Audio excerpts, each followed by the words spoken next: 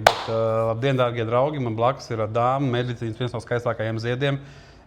Sieviete ginekoloģija. Skaisti, paldies Jā, ir bijusi savā laikā arī ginekoloģijas pašā pīķī, asociācijas galva. Jā, es biju asociācijas vadītāja. Jā, bet tagad turpina darīt to labāko, ko var. Bet par to mēs arī varētu aprunāties. Jā, noteikti. Man prieks šeit būt. Paldies tev par uzaicinājumu. Jā, jo man liekas, vienmēr vīriešiem interesēs, kas noteikti ginekologa kabinetā. Tas ir vienīgais. Viņi starp citu drīkst nākt līdzi, bet viņi dažreiz paliek aiz durvīm un izvēlās nenākt līdzi. Tas ir, jo, piemēram, man pirmais jautājums būtu tāds, ka, ja tev pateikt to, ka lielākā daļa cilvēku no ginekologa baidās vairāk nekā no zobārsta, vai es kļūdītos? Redz, pie tā zobārsta iet gan vīrieši, gan sievietes. Tāpēc, ja mēs vispār paskatāmies, kā lielāko daļu cilvēku, droši vien, ka tā nebūs. Bet, jā, ginekologs man liekas no kaut kādiem... Man liekas, ka tas vairāk tās bailes sakņojas tādos sociālismu padomju gados, ka tur varbūt bija tiešām tādas... tās attieksmes vispār ārsta kabinetā bija pilnīgi atšķirīgas. Un es domāju, ka tie stāsti un tās kājas tām bailēm aug no turienes. Bet man liekas, ka mūsdienās tā vairs nevajadzētu būt. Tomēr ir foršas metodas, ar kurām mēs varam daudz ko redzēt, noteikti, bez visādām sāpīgām darīšanām. Un es domāju, ka nevajadzētu tā ļoti baidīties. Protams, ja kādreiz ir kaut kas nepatīkams, kādas reizē manipulācijas, var arī būt nepatīkami. Pa piemēru ņemsim kāju. Ja kāju sasit, tad papūst vai ceļma lapa, bet ja ir vaļējies lūzums, tad tomēr būs tās nepatīkamās manipulācijas. Jā. Bet es domāju, ka kopumā tas nevajadzētu tā kļūt biedējošam apmeklējumam mūsdienās. Galīgi nē. Jo sanāk tā, ka vīrieši pie ārstiem neiet. To es zinu, statistika absolūtā to rāda, bet ir arī kaut kas tāds, ko sievietes līdz pēdējiem brīdiem tā kā atliek. Jā, ir dažādi. Redz, mēs jau redzam tās sievietes, kas pie mums atnāk, vai ne? Bet ir dažādi. Jāsaka tā, ka vispār jau varētu arī nemaz tik ļoti bieži nenākt, ja nav sūdzība. Mēs, piemēram, pēc statistikas redzam, ka vairāk sievietes, kuras nenāk vai nāk mazāk, ir sievietes, kuras ir vecākas gados jau pēc menopauzē, kad šķietami, visi tad šie bērnu plāni ir beigušies, cikla traucējumi un tam līdzīgas lietas arī, un tad liekas, ko tad tur vairs darīt, bet tā nav taisnība, jo, diemžēl, ar gadiem onkoloģijas riski pieaug, un tāpēc tās profilaktiskās pārbaudes ir jādara, un kaut vai, obligātais minimums būtu veikt skrīningu noteiktajos laikos. Zemes vēža skrīnings, mammogrāfija reizi 2 gados, un tad jau ir forši. Ja? Tas nemaz nav tik bieži, un tik daudz un tik sāpīgi. Jā, tam es ticu, jo tu teici to, ka vīrieši var nākt līdzi, bet ir arī taču uzskats, ka sanāk, ka ginekologs, tā ir sieviešu darīšana. Pārsvarā jau tā ir. Es, protams, arī redzu vīrieti savā kabinetā vairāk gan tajos brīžos, kad viņš nāk līdzi savai partnerei, tad, kad ir gaidāms mazulis, kad ir grūtniecība.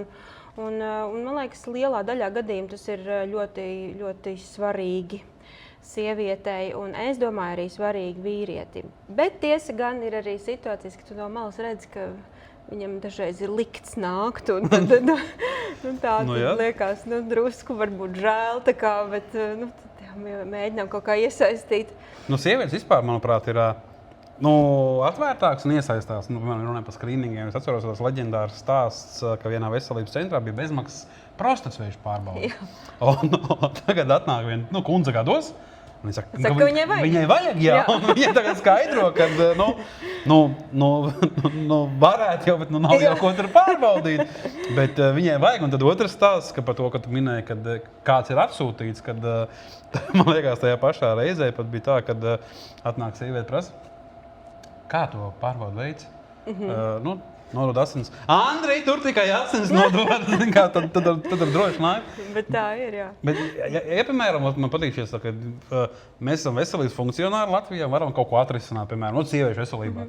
Kas būtu tā viena lieta, ko tu uzreiz teici, šito uzreiz jāatrisina? Vai dieniņ, tas tā viena tur noteikti nav. Zini, kas ir, bet ja es tā uzreiz, pirmais, kas man nāk prātā, man liekas, es tiešām katru dienu sastopos ar to, ka, lai gan mēs esam visaugstākajos politiskajos līmeņos definējuši, ka demogrāfija Latvijā ir prioritāte, cik svarīgi, ka mums dzims bērni, un tad visiem svarīgi, visi zina, bet tad, kad ir tā grūtniecība, ak vai, cik tur ir daudz lietas, par ko atkal vecākiem ir jāsāk pašiem maksāt. Kaut vai no testiem, kaut vai, lai uzzinātu, ka viņam bērnam tiešām nav ģenētisku sindromu. Ja? Tad mēs, man liekas, ka šeit ir liela pretruna, un ja šis ir pirmsvēlēšana laiks, es ceru, ka tas ir svarīgi. Ja? Nevajag tikai par to runāt, vajag arī tiešām darīt lietas un tad to demogrāfiju prioritizēt un atļauties maksāt jaunajām mammām un viņu gaidāmajiem bērniem un drošai grūtniecībai tas, kas ir nepieciešams. Ko es vēl gribu teikt? Man liekas, ka tomēr ir svarīgi arī kaut kā sakārtot un vairāk aicināt tomēr veikt šīs obligātās pārbaudes un skrīningus. Tad skrīnings ir sijājošā diagnostika, kas mums no veselas populācijas ļauj atrast tās, piemēram, sievietes, arī vīrieši noteiktajās situācijās, kuriem varētu būt augstāks risks saslimt ar vēzi. Tātad, ja mēs šo grupu atrodam, mēs varam panākt, ka viņi dzīvo ilgāk dzīvo veseli. Un mums aizvien tie rādītāji ir zemi un ir ielaists vēža stadijas, kas varētu arī nebūt. Un tas ir skumji, jo ir jau tās lietas, vai ne, kas uznāk, kuras tu neesi varējis paredzēt. Un tad to mēs saucam par likteni, par dzīves ceļu un tā, bet tur, kur mēs esam varējuši izdarīt kaut kādu soli A, B, lai neiestātos C, bet mēs to kaut kādu iemeslu pēc neesam cilvēkam spējuši izskaidrot vai aizsūtīt viņam korektā veidā to uzaicinājumu vai viņš kaut kur nav varējis tikt, tad ir tā kā skumji, man liekas. Es ticu. Es domāju, ka līdzīgi arī vīrieši, arī gan jau, ka sievietes, piemēram, pie tā ārsta vai ejot vai neejot vai netiekot vai birokrātijā iesprūstot, pārārstē jau sevi internetā pareizi. Ir. Tagad čatiņš, protams, ir ārkārtīgi populārs un vēl visādas maksas versijas, protams. Bet mazliet varbūt atkāpjot soli atpakaļ par to, ka tas ginekologs ir tas bailīgais. Jā. Un kad dažreiz arī sievietes tur sūdzās, tur izmeklējumi, kaut kāds mamogrāfija, tur diskomforts un cits saka sāpīgi. Bet šis ir tavas dzīves ilgums. Tās ir pār 10 sekundes, kas ir diskomforts, bet tu vari nodzīvot ilgāk, ja tev, piemēram, agrīnais kaut ko atklājas. Tas vēlreiz par to, vai tiešām ir jābaidās. Nē, nav jābaidās, pat ja var būt kaut kas diskomforts saistīts. Bet runājot par to, ka šobrīd ir tiešām...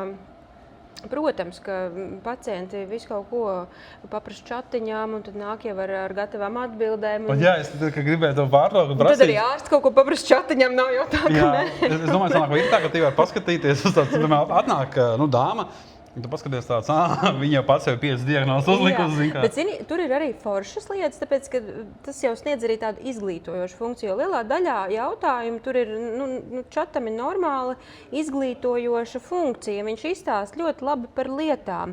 Un tas nav slikti, ka pie tevis atnāk cilvēks, kurš jau vairāk ir tēmā, nekā ka pilnīgs nulles, piemēram, varbūt ir kaut kas jāsāk stāstīt, un tad tā izpratne rodas vēlāk un varbūt arī aizkavē kaut kādus tālākos soļu veikšanu, ja tur nokļūt pie nākamā speciālista vai kā. Tad tur ir, man liekas, ka arī ieguvumi. Kā saka, mērenību arī čata izmantošanā. Ejam pa tēmu, ko es esmu daudz, kā saka, Latvijā pēdējos gados dabūju, zinu, ka par seksu runā daudz. Man jau gan liekas, ka Helmuts Bejs un Līta Lasmane, un mēs esam daži tādi. Es izlasīju Helmuts grāmatu. Jā. Pa veselību runā daudz mazāk. Tā būtu jautājums. Kāpēc? Zin kā, man liekas, ar veselību bieži vien tomēr ir saistīts arī kaut kādas bažas un bailes skatīt. Un tā kā mēs jau negribam, lai kaut kas slikts man notiek vai kaut kāda diagnoze man pēkšņi tiek uzstāta. Tā dažreiz ir, ka mēs šīs tēmas, kuras mēs negribam, drusciņi paslaukam zem paklāju un mēģinam apiet ar līkumu, un tā kā varbūt tad arī neklausamies un nedaram un nerunājam, vai ne? Es domāju, varbūt tāpēc. Tas arī ir mazliet garlaicīgāk nekā seksis. Es domāju, jā, jo es domāju, ka tāds apgrieztais superbingo efekts, jo, piemēram, pērkot superbingo, tu zini, ka ir maza iespēja, kā tu laimēsi. Bet šeit tu eji otrādi. Ir tā kā salīdzinoši jau maza iespēja, ka būs kaut kas slikts, bet dēļ tā sliktā tu neraujies. Jā, jo no tā ir tiešām baila. Bet es arī ļoti bieži tā saku pacientiem, lielākoties viss ir labi. Es tiešām es strādāju vairāk kā jau šausmas 15 vairāk gadus par ārstu, ginekologu un skrīningā, es pateikšu, es neesmu atradusi zemes kakla vēzi. Tā kā tas, lai arī šādi saucās, mēs atrodam riska situācijas un zinām, ka šī sieviete ir rūpīgāk jāpieskata, bet tas nenozīmē, ka tur ir vēzis, ja? Ir kaut kas, piemēram, tāds, es nezinu, ka runāju par ginekoloģiju, cik nebūtu vīrišķība, vai kā, kas saka, ka, es par to neko nesaprotu, bet labprāt apskatītos. Ja? Ir kaut kas tāds, ko, piemēram, par sieviešu ķermeni tīri no ginekoloģiski, ko vīrietis vēl joprojām nav sapratis. Ko tu kā ārsts var pateikt? Vai šī uztur? Viņš neko nav iemācījis. Es domāju, man liekas, ka varētu arī nevienmēr būt skaidrs viss tas cikls un viss tas hormonu turbulences un kurā brīdī, ko drīkst teikt un kad nedrīkst teikt. Un es domāju, ka varbūt tās tāds uz ārēji netik ļoti pamanāmas izpausmes, bet tas sievietes cikls, man liekas, dažreiz arī sievietei pašai nav līdz galam skaidrs, kurā brīdī kas un kāpēc notiek. Par to sievietes ciklu es atceros kaut kādu tādu žurnāls Manā vai Laba, ja tur bija, vai varbūt kaut kur vēlāk žurnāls. Tas ir kā jaunībā kaut kā, vai varbūt pat vēlāk, ka nāca kaut kāds, vai būs kaut kāds telefons, kur to sievieti varēja sekot tam savam ciklam. Un tā bija vienīgā reize, ka es kaut kādu loģiku tam visam sapratu, jo man ir sanācis reizēm būt ar sievietēm, ja, un es tik un tā nesaprotu, kā es to tieku. Kā tur plānot, kas ko kā, un tāpat arī turpinot, tur, piemēram, būšanas stāvokli, mums uzskata, ka tie 9 mēneši realitātē tā nemaz nav. Jā. Visi pilnīgi savādāk. Tā ir. Bet labā ziņa runājot vispār arī par šo sievietes fizioloģiju, ja nesen tur bija balsot mana balss LV vai sievietēm vai menstruācija brīvdienas un tā. Labā ziņa tomēr ir mūsdienās, ka šīs fizioloģiskās norises var ļoti atvieglot. Ja? Var izvēlēties izsargāšanās metodas, kas efektīvi samazina arī mēnešēžu sāpes, mēnešēžu apjomu, un tas uzlabo dzīves kvalitāti. Tas ir ērti. Un sievietēm mūsdienās ir daudz foršākas iespējas dzīvot ērtāk saistībā arī ar savu fizioloģiskajām norisēm, cikliskajām, ja, nekā tas bija mūsu mammām, viņu jaunībā, vēl vairāk vecmāmiņām. Ja. Vēl pirms vecmāmiņām, kad tur indiāņi ciltīs vai indieši vai kaut kādās tālās valstīs, kur sievieti uz to laiku, kad izdzen ārā dzīvo pie mājas būdiņām, tā ka viņai, kā saka, cikls beidzās. Tur galīgi nebija tad izpratnes par to, kas un kāpēc notiek, bet kopumā man liekas tiešām, ka ir daudz lietas, kā dzīvot ērtāk un drošāk. Un runājot arī par seksuālo dzīvi, es domāju, ja pārim ir tāds pienācis dzīvē periods, ka skaidrs zina, ka bērns vairs negribēsies, man liekas, ka ir forši, ka ir tomēr arī kaut kāds atrastas veids, kas arī droši palīdz izsargāties, kas palīdz baudīt dzīvi un seksualitāti un attiecības un nekreņķēties, ka tur tagad tests jāpērk, jo 3 dienas tagad kavējās mēnešais. Un tā. Man liekas, ka šīs visas lietas ir vērts izmantot. Un man vispār tā kā apbēdina, ka aizvien arī tādu, man liekas, arī izglītotu sieviešu vidū ir bailes un ir aizspriedumi par drošu kontracepciju, tajā skaitā hormonālo. Man ļoti patīk viens arguments, ko es bieži vien saku, ir tas, ja mēs sākam runāt par koncepcijas veidiem, tur, piemēram, hormonāla spirāli vai tur tablets un tā, tad viens no argumentiem saka, bet tas taču nav dabīgi. Bet tagad padomāsim, Helmut, kas ir dabīgi? Dabīgi tātad vispār, kāpēc ir reproduktīvais vecums un kāpēc ir cikls sievietē? Cikls ir, lai radītu pēcnācējs. Tas ir ieprogrammēts katrā mūsu šunā vairoties, atstāt pēcnācējs. Tātad dabiski būtu, ja tad, kad tas cikls tur sākas 12, 13 gadi, un tad viņš nostabilizēt, bet principā varētu no kaut kāda 16 gadu vecuma dzemdēt. Dzemdēt reizes 10, 12 dzīvē, ja?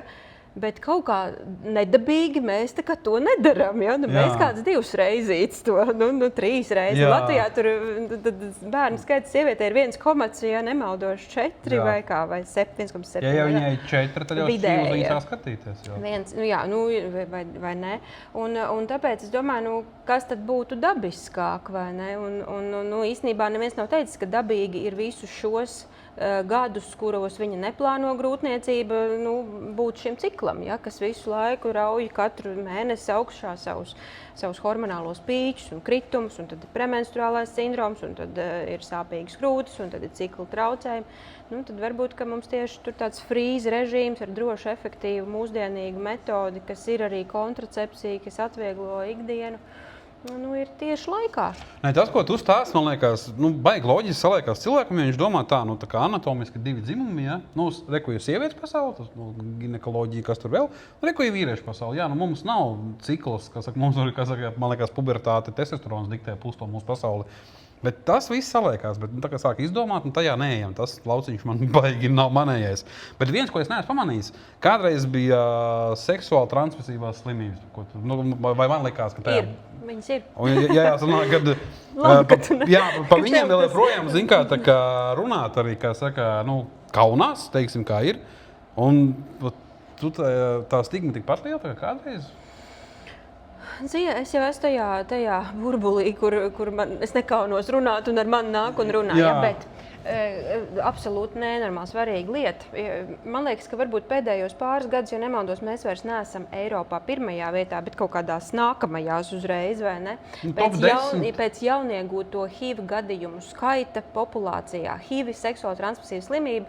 Un, ja mēs kādreiz 90. piemēram, zinājām, ka galvenā riska grupa tur ir intravenozo narkotiku lietotāji, tad nē, pēdējos gados tas ir heteroseksuāls attiecības. Tātad tās ir neaizsargātas seksuālas attiecības, kurās seksuāli transmisīvā veidā var dabūt infekciju. Un, ja var dabūt HIV, var dabūt visu pārējo arī. Ja? Tā kā šis ir ļoti, ļoti svarīgi domāt par ne tikai, lai nebūtu grūtniecības, bet domāt arī, lai nebūtu infekcija. Tad HIV, kas ir mūža infekcija būtībā. Ja? Pārējās ir vieglāk ārstējums, bet arī ar savām nepatīkamajām sakām, gan vīrietim, gan sievietē. Ja? Ar sāpēm, ar akūtu vēdera neauglību, ja? Arī vīrietim iekaisumu radītās visas sarežģījumi. Absolūti noteikti. Tad, man liekas, bet es pabeigšu vienkārši šo domu, tad dzīvē ir visādi un attiecības ir dažādas un partneri, protams, mēdz būt vairāki, bet drošība noteikti jābūt pirmajā vietā, vai tu esi tik forši māk izrunāt lietas un viens otram uzrādīt testa pārskatu svaigi, vai tomēr to neviens neraksta, ja? kura infekcija, kur mitinās, un tad jādomā tomēr par kondomu lietošanu. Tas ir vienīgais, kā pasargāt no STS.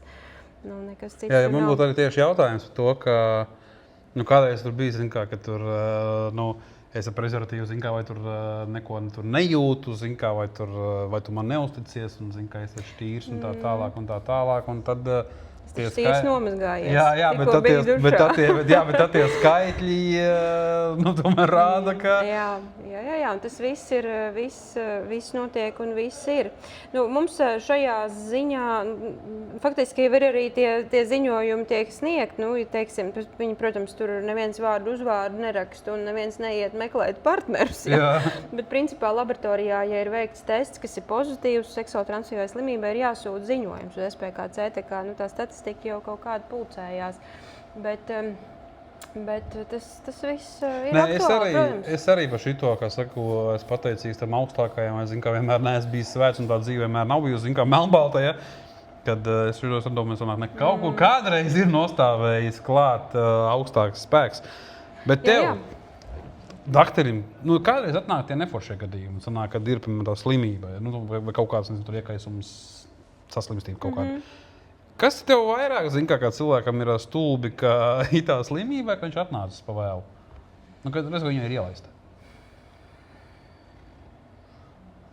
Man liekas, ka tur jau atkal skaties to katru cilvēku no kaut kāda viņa tāda individuālā aspekta un domā, kādā dzīves posmā viņš ir un kas tad būtu tas labākais, ko darīt, lai palīdzētu. Vissarežģītākie un grūtākie gadījumi, protams, nonāk slimnīcā, ja, kur tiešām vēderā reizēm ir strutis un strutu perēkļi un tā. Tas ambulatori par laimi ir tomēr reti. Bet, ņem un ārstē un dara labāko un cer, ka tur tās tālajošās sekas nepaliks. Jā, tā kā no Hipokrātes vēres, esmu šeit un tad rakstam receptes un darām visu, lai šī brīdī būtu pēc iespējas sakarīgākais tas rezultāts. Jāsaka, protams, ka seksuāli transmisīvai slimībai, jaunai sievietei, tāds viens no nozīmīgiem riskiem ir neauglība tālāk dzīvē, vai ne? Un tas tad var būt tiešām ar tādām ļoti sarežģīti risināmām sekām vai nesaistīts. Būs arī hroniskas sāpes un saaugumi un tā.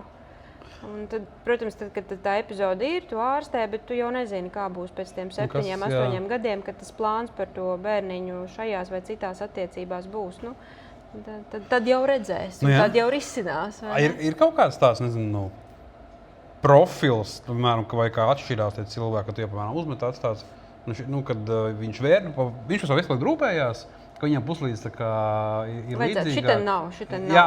Klamīdijas nav.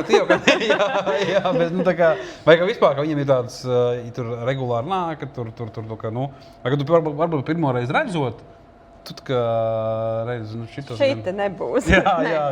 Nē, šis ir absolūtais tāds, man liekas, tāds gājiens, kam noteikti nevar uzticēties. Ka šie vienkāršie jautājumi ir jāpajautā, vai ir bijušas citas attiecības, vai būtu kaut kāds risks, ka mums jāpaskatās, jāuztais kaut vai skrīningu testu uz STS. Viņi īstenībā nav nekas, kā tu teici to piemēru, ka tās ir tikai asins, naudra nāc iekšā. Tad asinīs nosaka HIV testu, antivielas nosaka sifilīs testu, asinīs BC hepatītu. Urīna testā var testēt tātad pārējās chlamīdijas, gonokoks, trihomons, tātad STS panelis, jeb seksuāli transfusīvo slimību panelis, var būt testējums arī urīnā. Sievietēm pie ginekologa ejot, šī analīze var būt paņemta arī apskates laikā, arī vīriešiem specifiski apskates laikā var, bet tad tas jau nav nekas tāds ārkārtīgi sarežģīts. Un vispār man liekas, ka tā būtu superīga praksa. Ir daudz jaunas attiecības un, protams, varbūt, ja tās viņas tādas ļoti spontānas piekdienas vakara attiecības, tad to nerealizēs. Neies uz STS centru nodot, bet man liekas, ja tā plānot un forši, tad ir vērts protestēt savās interesēs. Jo piekdienas vakarā kāds varētu būt sarunas tēmas, tu esi forši, it kā es tev uzticos, bet drošības pēc. Bet aizējam tev. Bet atbildes būs tikai tā kā parīt, jā? Jā, tā kā uz teātru būs jāiet jau kurā gadījumā, jo, tas pacients nāk, piemēram, man tagad rada priekšā, ka tu kā aprunājies. Ir kaut kāds tāds jautājums, ko tev šķiet, ka pacientiem būtu vairāk un drošāk jāprasa ārstiem? Vai konkrētāk ginekoloģija? Man liekas, īstenībā tu saki par to seksu daudz runā, bet man liekas, ka īsti nē, ka varētu vairāk, ka reizēm arī sievietei varbūt ir kaut kas, ko viņa var arī ar ārstu runāt un jautāt, un nevienmēr, piemēram, šie jautājumi ārsta kabinetā tik atklāti tiek pārunāti. Varbūt tajā burbulī, kur tu esi par to runāt. Man liekas, ka tāda seksuālās dzīves kvalitātes jautājumi vispār ir svarīgi. Nevis tikai runāt par seksu kaut kā ļoti teorētiski un attālināti, bet arī spēt novērtēt, vai tur man viss patīk, vai man tas der. Es zinu, par ko domāju. Es arī nākot šeit, man bija interesanti, domāju, par ko tu vēlies man runāt. Un tad tā domāju, tad to seksu iedomājot. Un tad ir, tā kā ir kaut kādas arī tādas, reizēm tādi visi tie komentāri, kā tur viņi negrib seksu un atkal un visu tur ret un tā. Un tad es domāju, kā domā, kas varētu būt labākā vai viena no labākām priekšspēlēm, tā, lai gribētos seksu? Man ir atbilde, ko es izdomāju, bet es gribētu tev paprasīt, kā tu man zini, kā ir, vai kaut kāds prelūdīgi, priekšspēles reiz baigi tehniski. Kaut ilgstoši partneri, gan ka tu esi jau kaut ko, jau uzracis, kas tur strādā, bet man cik pēdējā laikā baigi ilgtā ir, bet es teikšu kunilingas. Ja tu esi līdz kunilingam, tad sanāk ir, manā vecumā jau kaut kādam skillsetam būtu jābūt, lai tu varētu aizvest tālāk. Ja tu līdz tam neesi ticis, tad es domāju, ka arī muguriņas kopā un šonakt guļām. Redzi, un īstenībā tā ir daļa no atbildes. Manējā ir vispārīgāk, tu vai ne, jau precizēji, bet kopumā, man liekas, vēlme vispār gribēt seksuālas attiecības, arī sievietei, ir labs seks. Tātad šis labs seks un iepriekšējais labs seks ir tas, ka es viņu gribēšu vēl. Tātad kvalitatīva seksuālā dzīve, tas, par ko es teicu, tad saprast, vai vispār šis process ir patīkams. Un tad, ja tā seksuālā dzīve dzīve ir laba, patīkama, abi partneri tur zina, kas viņiem patīk, kas dara, sasniedz baudu, un tad viņi to gribēs, arī sieviete to gribēs. Tāpēc dažreiz, kad ir, varbūt šīs tādas arī pāru nesaskaņas, pārmetumi vienam otram, tad jautājums ir, vai tas tiešām ir tas tik ļoti viss forši, un es vienalga negribu, vai varbūt, ka tur īsti nav kaut kas, un tāpēc es negribu. Ja? Man liekas, ka sieviete tomēr bieži vien, ir tālu no tādas kvalitatīvas un baudāmas seksuālās dzīves. Un, diemžēl, ka tas nav varbūt tikai jaunības gados, bet arī vēlākos gados viņai nav izdevies pieredzēt orgasmu un baudu. Man šķiet, ka tā ir vairāk nekā par to runā. Es nezinu, kā tev šķiet. Man patiesībā arī tā šķiet, jo, pirmkārt, kad man saka, vairāk cilvēku, tas manā burbulī, bet es to pats burbuli, man liekas, tikai rādu, kur par to seksu runā, jo es arī uzskatu to, ka sievietes, kam ilgi nav bijuši orgasmi vai kas, nav tajā seksuāli apmierināts. Un tur nav stāsts par to, ka tagad viņa ir seksuāli neapmierināta, kādam viņa aizbrauc, un tagad viņa būs priecīga. Nē, kad man liekas, sakrā ir tas aizvainojums, ka viņa nav bijusi apmierināta. Es pat nezinu, es to parasti saku kā, ja sieviete pati nemāk sev līdz orgasmu aizvest, neviens veids viņu tur neaizvedīs. Tā, ka nekad. Un viss šies kopā liekot, ir tas aizvainojums par to, ka nav labi, nevar sasniegt orgasmu, un kad ir uzaudzināta kaut kā drausmīgā jau bruņa jau, tagad tiek meklēt, man liekas, vainīgais. Un iedomājas, pēc parodas, bet iedomājas, ka tajā tādā situācijā tas seks ir kaut kāds fizioloģisks akts, kurā viņa vienkārši piedalās kā ķermenis, ja? Un ko tur baigi gribēt? Tieši ko? Es labāk palas grāmatiņai gulēt. Jā, es kaut kur šito lasīju, ka zini, kā to sauc? Kā pretējā dzimuma izmantošana pa savu masturbācijas līdzekli. Jā, un tas nav, es absolūti spēju iedomāties, ka tas nav forši un ka to varētu negribēt. Tādēļ es domāju vienmēr, tad, kad ir, piemēram, vīrietim gribās pasūdzēties, kā tur viņam sieva atsaka vai ko, vai sieviete, tad ir vērts paprasīt, vai tas ir tā, vai tas ir, ko viņam atsaka, tiešām tā kvalitāte ir tā, ko viņi varētu gribēt, un vai viņi ir motivēti to gribēt. Ja? Bet, protams, ka tas ir pāri jautājums. Vīrietim nav jāuzmina tieši ko, kā. Tas ir lielā mērā sievietē, protams, būtu svarīgi pazīt savu ķermeni, saprast, kas viņai sniedz baudu. Jāsaka, lielai daļai sieviešu neizdodas sasniegt orgasmu vagināla seksa laikā. Klitors ir tas atbildīgais orgāns tieši par seksuālu baudu, kas, starp citu, atšķirībā no vīrieša ir ekskluzīvi, jo šim orgānam ir šī vienīgā funkcija. Ja vīrietim īstenībā viņa orgāns pilda arī citas funkcijas, bet sievietē ir tad vai ne savā veidā privilēģija. Prieka funkcija. Tā kā, to būtu svarīgi saprast un iepazīt un izmantot un baudīt. Es domāju, tādā savā seksuālajā pieredzē. Es tikko sapratu, kur izlīdzinās abi dzimumi. Jo es propagandēju arī to, ka vīrietis un seks, ja vīrietis beidz, viņam bija orgasms, viņš nevar notēlot, nevar apmānīt. Un es domāju, kur tad sieviete ir tā viņas tā puse? Vīrietim ir dots tas, ka tad, kad tu beigsi, tev vienmēr būs orgasms, bet sievietei dots klitors, kur vienīgais darbs vienkārši. Jā. Un ir baigi svarīgi tad saprast to, kā, kur, ar ko. Ja? Man liekas, ka Rīga arī ir pilna ar visādiem foršiem intīmo preču veikaliem, kur arī sievietes labsajūtai, pāru labsajūtai un tādai seksuālās dzīves dažādībai, man liekas, tik daudz ko var izmantot. Tā kā es noteikti, ja mēs tās piekdienas vakar ievirzam šādi, es saku, ka šīs lietas...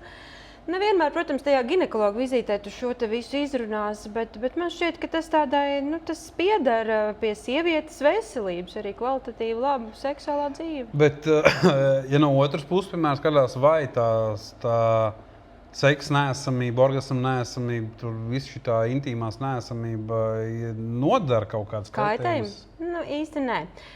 Jāsaka, arī solo seks ir ar tikpat labiem ieguvumiem, kā seks ar partneri. Jo tieši orgasmam un šiem endorfīniem, kas izdalās orgasmu laikā, ja, tad ir laba tāda nozīme un efekti. Tā kā mēs noteikti nevarētu teikt, ka tāpēc, ka sievietei nav partneri, nav seksa un nav solo seksa, tāpēc viņai būs tur, es nezinu, izaugs tagad kaut kāds veidojums tur vai ne, vai vēzis. Nē, tā nav, tādu risku nav. tādu risku nav. Nē, man patīk, ka tieši tu ierosināji šito, kā saka, šitajā virzienā, jo es arī uzskatu, ka, kur citur, piemēram, ja mamma māca, ka vīram visu prasīt nevar, jo kā vīrs ir vīrs, ja? No mammu arī visus tematos neizrunās. No draudzenēm, labi, sieviešu draudzība ir fantastisks veidojums. Zinu, ka otrs labākais ir sieviešu solidaritātes, kad viena otra ciest nevar, bet turās kopā visu mūžu. Ja?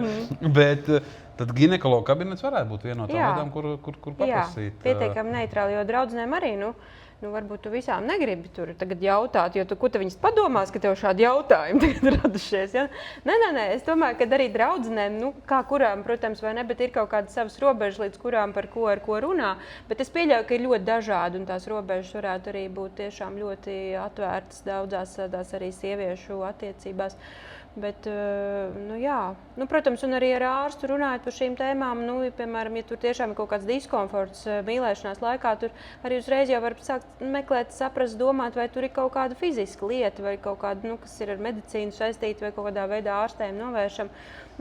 Šādi jautājumi, vai arī, ka cilvēks uzzina, nē, tas nav tas, viņam paliek jau tā kā labi, jau viņš, vai ne?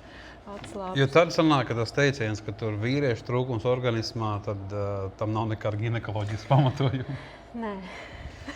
Mēs tikko atklasinājām viens no lielākajiem sabiedrības tādiem jautājumiem. Bet atgriežamies par to, ja varētu uzrunāt to vīriešu, sievieti, Latvijas intīmo veselību, ko tad darīt? Prezervatīvi?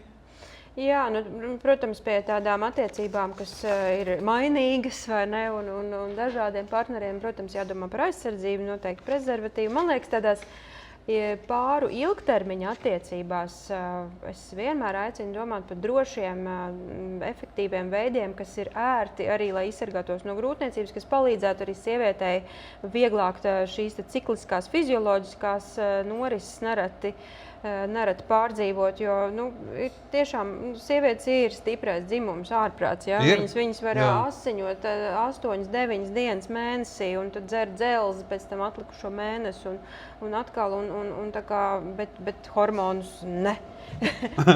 tā nevajadzētu.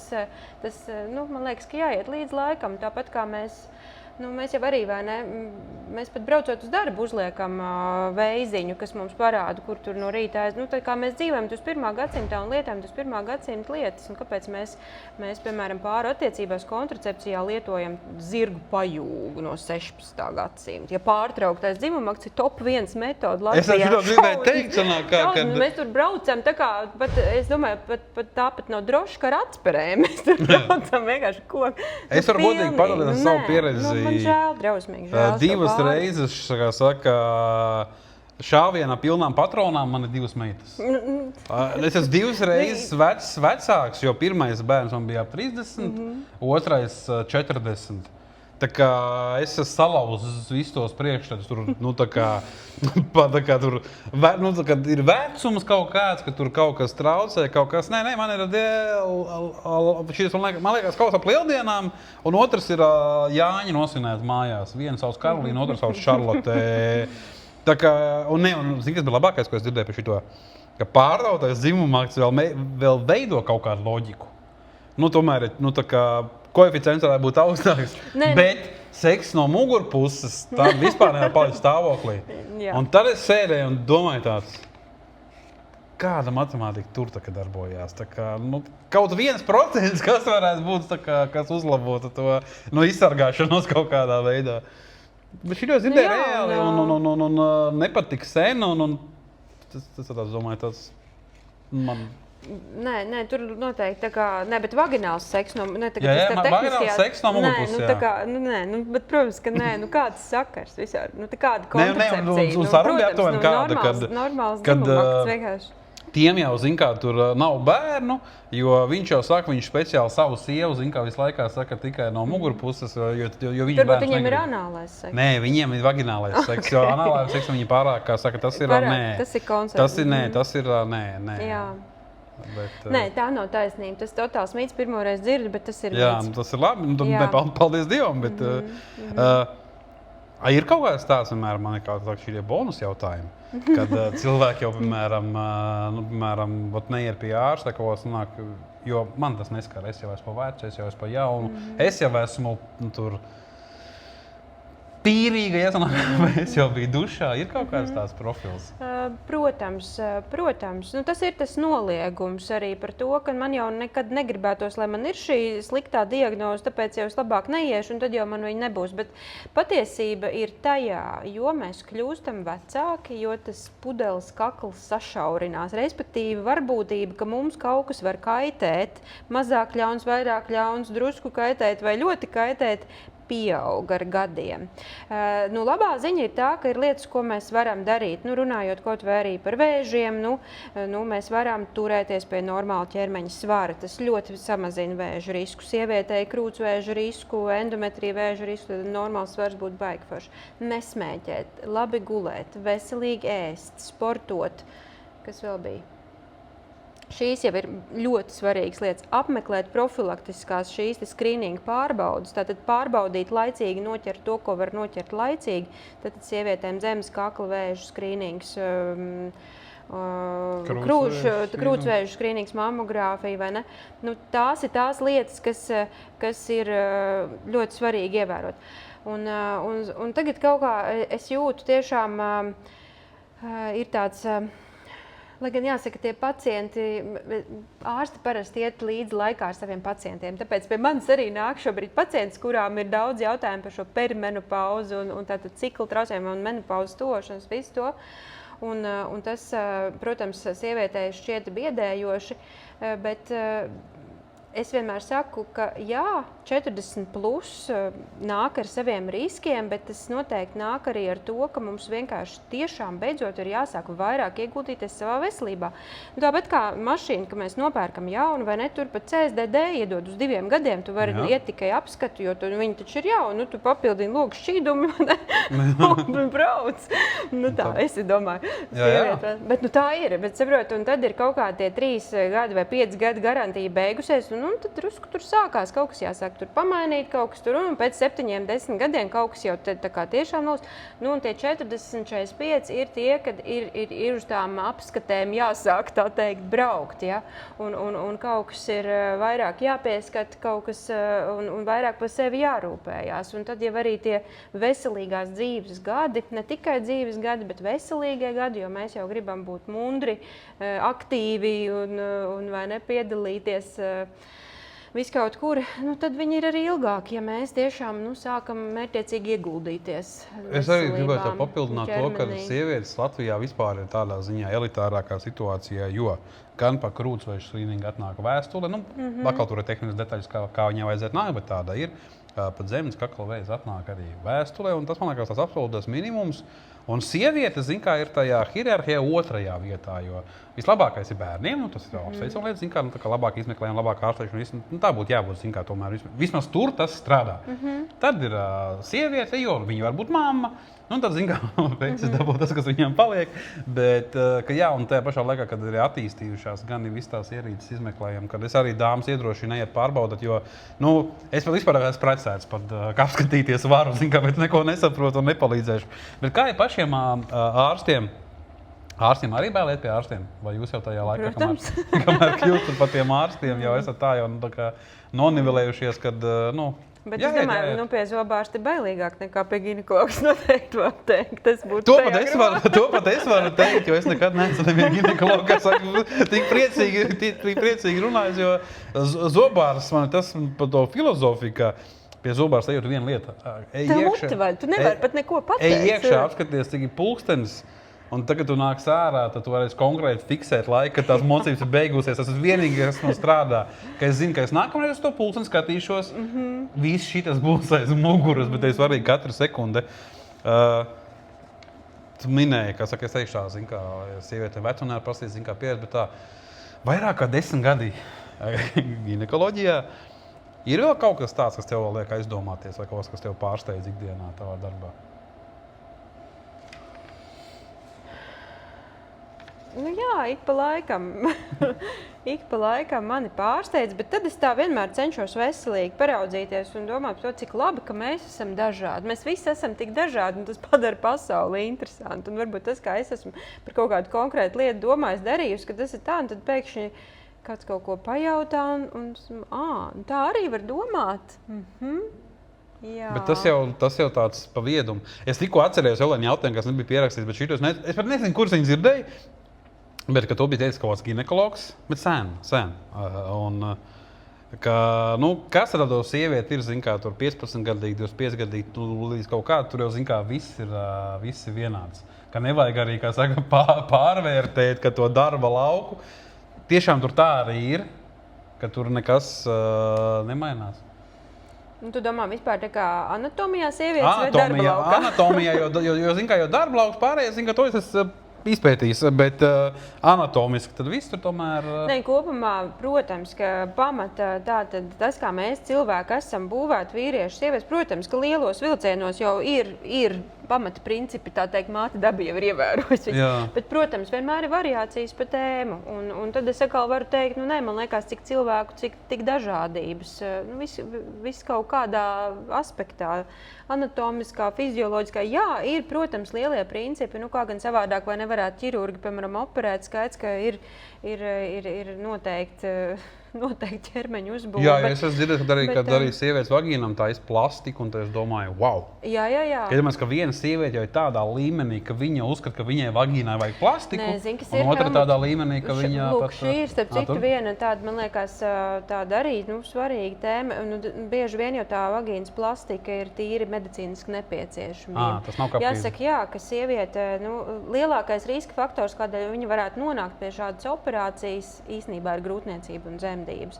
Tas, ko sievietes ķermenis vispār paveic, gaidot, iznēsājot bērnu un laižot viņu pasaulē dabiskā veidā, ir kaut kas fenomenāls. Tas tiešām ir brīnišķīgi. Tu iedomājies, ka tad maksts spēj caur šo vietu nāk pasaulē bērns, kuram galviņas apkārtmērs tātad ir, tagad es aizmirsu pateikt, 36 centimetri.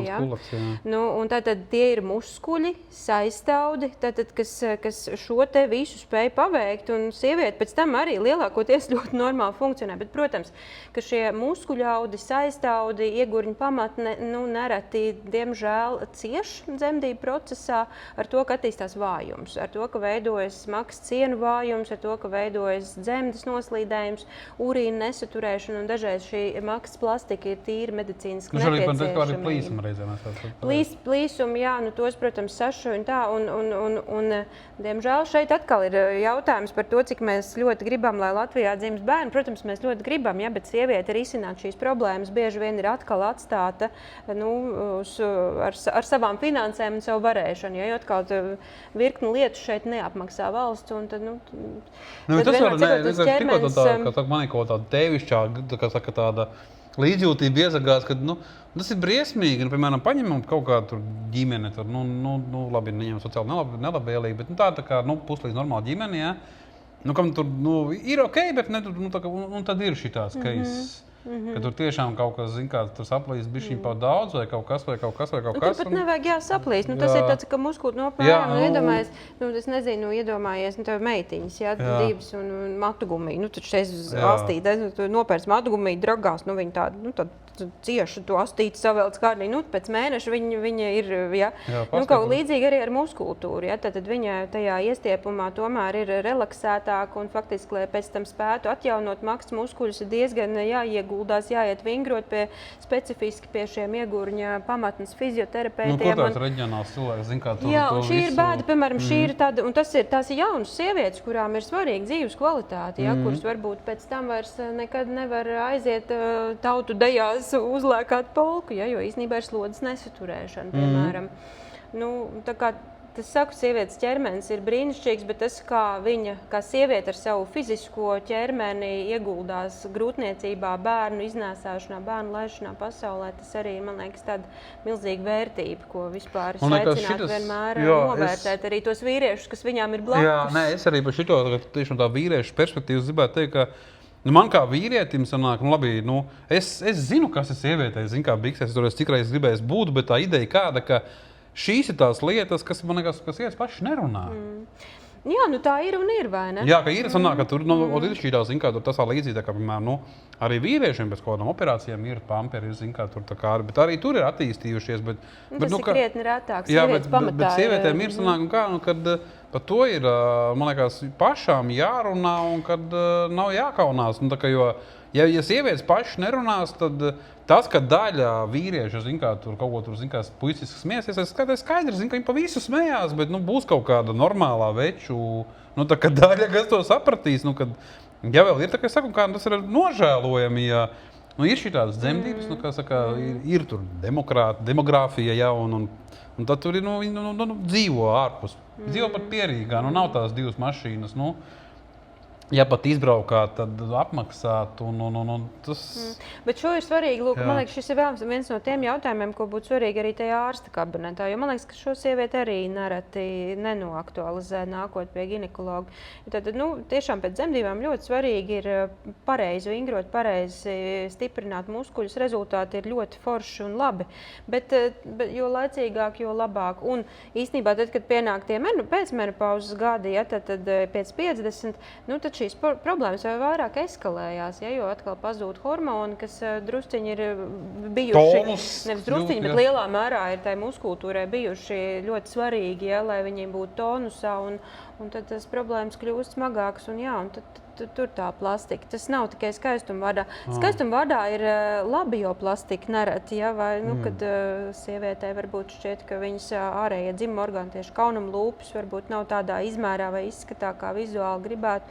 Nereti arī sievietes prasa šos jautājumus. Es parasti saku, ka tas ir tik individuāli un tik ļoti katrai savs, ka tur nav pareizi un nepareizi. Ja kaut kas, protams, pašai traucē vai ikdienā vai intīmajās attiecībās, tad to var risināt, bet tā no ārsta viedokļa reti, kad ir bijis. Es arī domāju, kad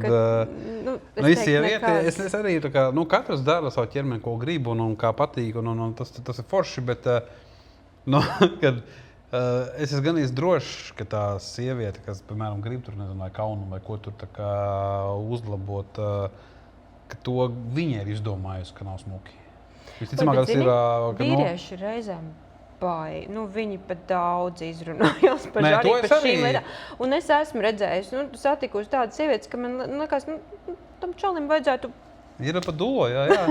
Jā, tā kā, un tad es domāju, tā kā vecīgi dažreiz paskaties uz sevi spogulī, vai piedod, ja? Tā ir.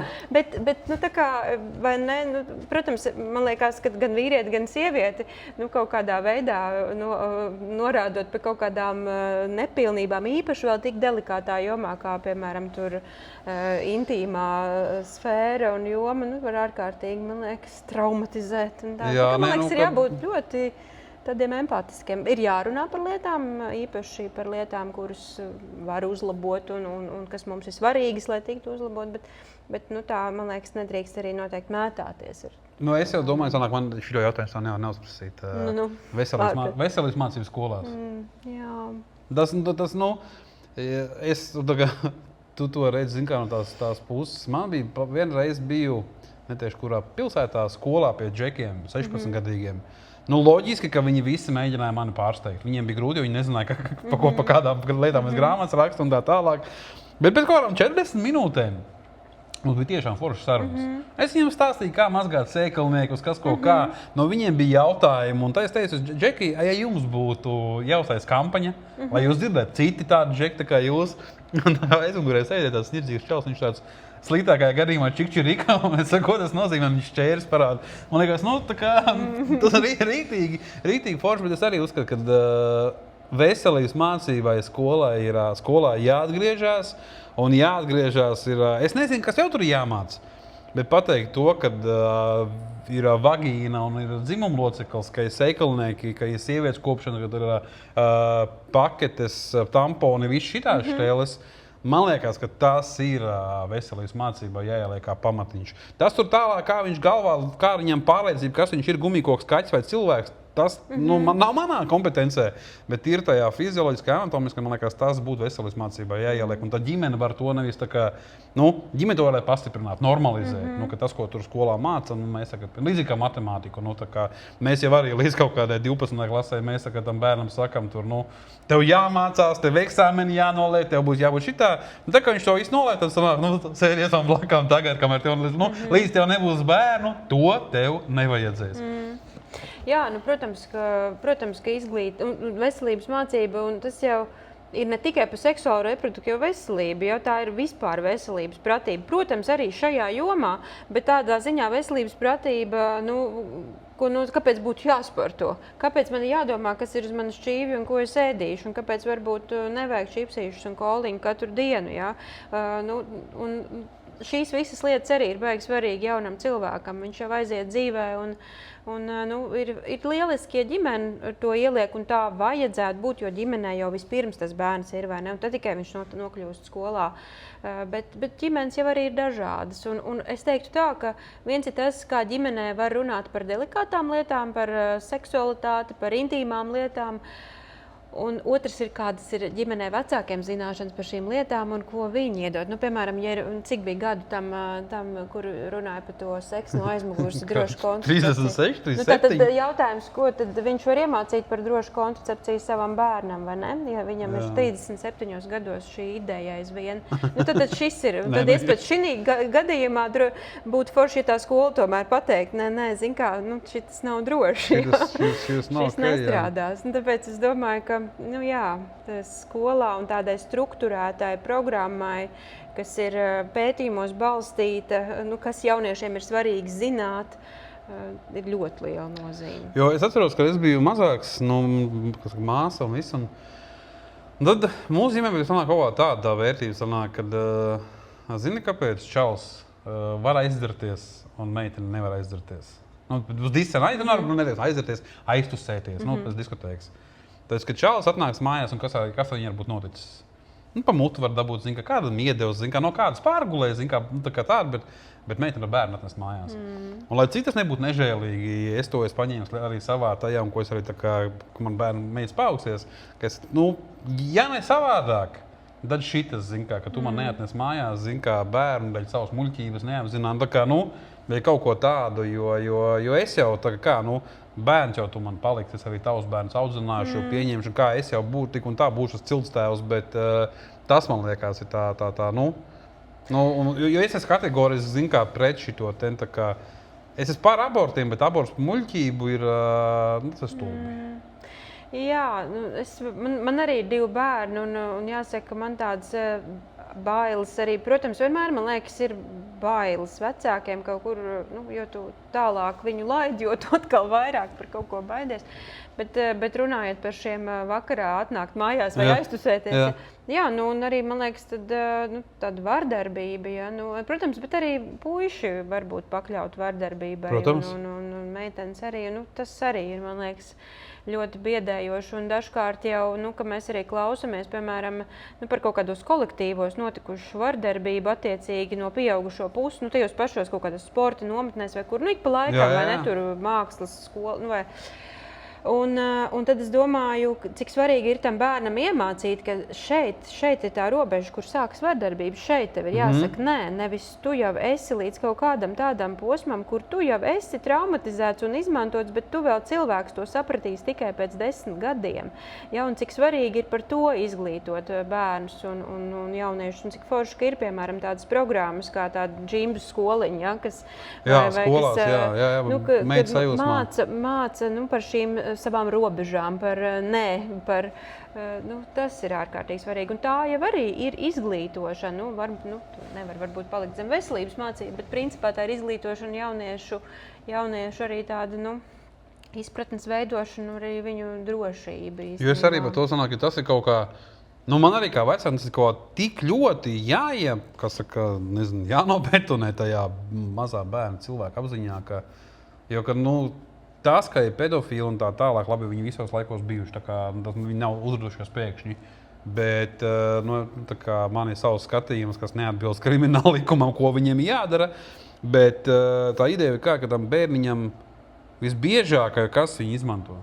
Kaut kas ir pietuvināts ģimenei. Jā, un tā statistika ir nenoliedzama. Tas ir tas, kas, manuprāt, uzspridzina augšā, jo, manuprāt, tam mazajā cilvēkā tā vērtības sistēma ir baigi jāiebūvē. Bet to es arī saviem bērniem skoldurē jau, kā saku, divgadniekam vēl gluži nē, bet es to vienmēr saku, kad ir tie, kas sēž pie vakariņu galda, tas ir pirmais aplis, otrais aplis, cik man zina, ka šķirtā ģimenē ir tur. Es saku tālāk, man viņi vispār ir 6 cilvēki, es saku, kas viņi jums, tā kā viņi jums nav svarīgi. Nu, paziņas, klases biedri, kas kaut kā, bet pa lielām rekuitas jūsu tas aplīts. Nu, tik tālu, zin, kā ir manas žoks, nu, mana sēta un tur tās lielās lietas, kā saka, nu, tik ļoti mēs sargājam viens otru un tā kā to uzticību turam iekšienē. Tā kā nav tā, ka es dzīvoju kaut kādā amišu sektā, ka tagad, zin, kā, jā, arī mēs, zin, kā viens otru sitam, mēs ārā nesakam. Nē, tas tieši kā otrā, ka šis mūsu uzticības loks ir ļoti, ļoti mazs. Ja pat tētis ar to vīrieti vienreiz runājis, viņš nav tev draugs. Nu, tā kā, es arī ļoti, tā kā man pašam ir filozofija par draugiem, man besīvārds draugs. Ko tu lieto? Es saucu vārdā, vai man ir čomi, man ir daudz paziņas, jo draugi man ir 3 visu mūžu iespējams. Tādi, man tagad 3 cilvēku pateikt, jā, tie, zin kā, mani korifāni. Jo man ir ļoti daudz paziņas, man ir darba biedri, labi, čomi man ir daudz, kursa biedri, no miestas, no kuras nāk, tā kā kāda šitā dzīves ceļā bijuši, bet nevar to saukt visu par draugiem. Un to es arī mācu savam bērnam, ka nē. Es saku, draugi, tev dzīvē būs daži, tur mainīsies, bet daži. Es saku, ir paziņas. Un tādam bērnam augot, man liekas, to ir vieglāk iemācīt. Tad viņam, kādu tos pazīst. Tie tu gāji kopā bērndārs, tie tev bērndārs biedri, šitie tev skolas biedri, tie tev pulciņu biedri, tie tev ir kora biedri, tie tev ir futbola komandas biedri, vai jebkurš cits vārds der, izņemot draugus. Jo sanāk kā, pat ģimene arī sanāk, ja viena ģimene, no ko tu nāc, un otru, ko tu veido. Cits nav, zin, viņš var būt gandrīz tā kā ģimene. Suns var būt gandrīz ģimenes loceklis, bet suns nevar būt pilnīgi ģimenes loceklis. Pateikšu vienu iemeslu pēc, ja ģimenē būs pats pirmais sunēdītētinies bērnu. Tieši tā, ka... Bet Helmuts Beiķis sūdīgi mērokli, un šī vienmēr pats katrā podkāstu sērijā nevajag pēc manīm mērīt, jo... Bet tev dar paklausīties. Mana filozofija ir savādāka. Bet es zinu, ko tev ieteikšu. To, ko es saku visiem viesiem. Es esmu pilnīgi jau drošs, ka mēs tiksimies vēlreiz. Es nezinu, kad un pa kādu tēmu, bet jo mēs iesim šitajā visā dziļā. Mēs tagad ar Svētuli mēs to lauku apskrienam, jā. Un tad mēs, kā saka, iesim dziļāk pa tematiem. Un es domāju, ja mēs iesim dziļāk attiecībās, tad bez ginekologu patiesībā, mēs ejam tumsā bez lāpas, jā.